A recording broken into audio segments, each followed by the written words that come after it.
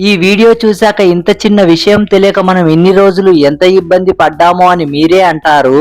నేను 1/2 కేజీ టమాటాలు అయితే తీసుకున్నాను. చూసారా ఎంత బాగా పండినాయి. ఇట్లా బాగా పండినటువంటి టమాటాలు అయితే తీసుకోవాలి. ఒక 1/2 కేజీ అయితే తీసుకున్నాను అనమాట. అలాగే చక్రాల గిద్ద కూడా తీసుకున్నాను. ఈ చక్రాల గిద్దను ఒక 2 నిమిషాల పాటు పక్కన పెడుతున్నా.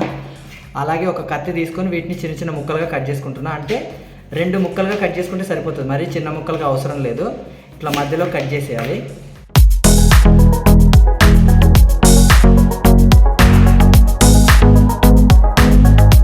ఇలా టమాటాలన్నీ 2 ముక్కలుగా కట్ చేసుకున్నా కదా. ఇప్పుడు ఒక మిక్సీ జార్ అయితే తీసుకున్నా. ఇందులోకి ఈ టమాటా ముక్కలు అయితే వేసేస్తున్నా. ఇప్పుడు పైనుంచి మూత పెట్టి వీలైనంత మెత్తగా మిక్సీ పట్టుకోవాలి. వీలైనంత మెత్తగా మిక్సీ పట్టుకోవాలని చెప్పాను కదా. చూడండి ఎంత మెత్తగా మిక్సీ పట్టుకున్నాను. స్పూన్తో కాకుండా మీకు క్లారిటీగా కనబడాలని చేయితో చూపిస్తున్నాను.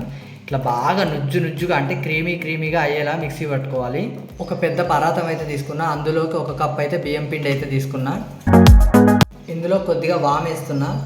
టేస్ట్కి తగినంత సాల్ట్ వేస్తున్నా. 1 స్పూన్ కారం వేస్తున్నా. ఇప్పుడు ఇందులో ఫ్రెష్గా దంచినటువంటి అల్లం వెల్లుల్లి పేస్ట్ అయితే వేస్తున్నా. చూసారా ఇట్లా ఫ్రెష్గా ఉండేదే వేసుకోవాలి. అల్లం వెల్లుల్లి పేస్ట్ మొత్తం వేసిన తర్వాత ఒక్కసారి పిండిని మొత్తం కలుపుకుందాం.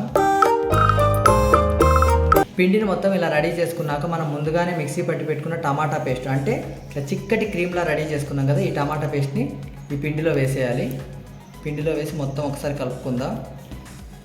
మొత్తం వేసేసిన టమాటా పేస్ట్ పిండిని మొత్తం కలుపుకుందాం.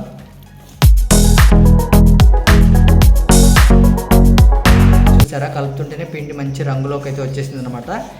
ఇందులో ఎలాంటి ఫుడ్ కలర్ లేకుండానే న్యాచురల్ కలర్ అయితే వచ్చేసింది. టమాటా పేస్ట్ వేయడం వల్ల న్యాచురల్ కలర్ అయితే వచ్చేసింది. చూసారా పిండిని మరీ గట్టిగా కాకుండా కొద్దిగా మెత్తగానే, చూసారా ఇలా మెత్తగా కలుపుకోవాలన్నమాట. ఇలా కలిపి రెడీ చేసుకుని పక్కన పెట్టేసుకుంటున్నా. స్టవ్ వెలిగించి కడాయి పెట్టుకున్నా. కడాయిలో డీప్ ఫ్రైకి తగినంత ఆయిల్ అయితే వేస్తున్నా. ఇట్లా 10 నిమిషాల పాటు అయితే రెస్ట్ ఇవ్వాలి. అలాగే ఒక చక్రాల గిద్ద అయితే తీసుకున్నా. మరి సన్న ప్లేట్ కాకుండా ఇట్లా 3 హోల్స్ ఉండే ప్లేట్ అయితే వేసుకున్నాను నేను. ఇదైతే ఇప్పుడు బిగిచ్చేస్తున్నా. అలాగే పిండి కూడా కొద్దిగా తీసుకోవాలి, మరీ ఎక్కువ మోతాదులో కాకుండా. పిండి అయితే తీసుకొని ఈ చక్రాల గిద్దలో అయితే పెట్టేస్తున్నా. అంతే. ఇప్పుడు మనము వేడెక్కిన నూనెలో వేసేద్దాం. జంతికలు ఆయిల్లో ఒత్తుకునే ముందు మాత్రం ఆయిల్ చాలా వేడిగా ఉండాలి. వేడెక్కిన ఆయిల్లో జంతికలు వేసుకున్న తర్వాత మంచి రంగు వచ్చే వరకు 2 సైడ్లా డీప్ ఫ్రై చేసుకొని ఒక ప్లేట్లోకి అయితే తీసుకుంటున్నాను. మళ్ళీ కొద్దిగా పిండి అయితే తీసుకుంటున్నాను. ఎక్కువ మోతాదులో కాకుండా కొంచెం పిండి అయితే తీసుకోవాలి. ప్రతిసారి ఇదే విధంగా చేసుకోవాలన్నమాట. ఇలా ఉండల్లా చేసుకొని ఇందులో పెట్టేసుకోవాలి. వేడెక్కిన ఆయిల్లో వేసేసుకోవాలి. జంతికలు అయితే రెడీ అయిపోతాయి అన్నమాట. అంతే. చూసారా ఇలా రెడీ చేసుకోవాలి.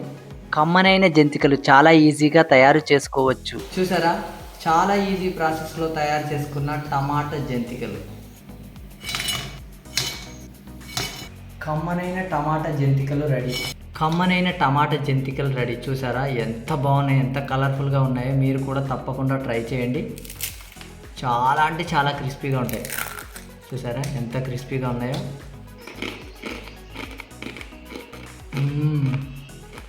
సూపర్.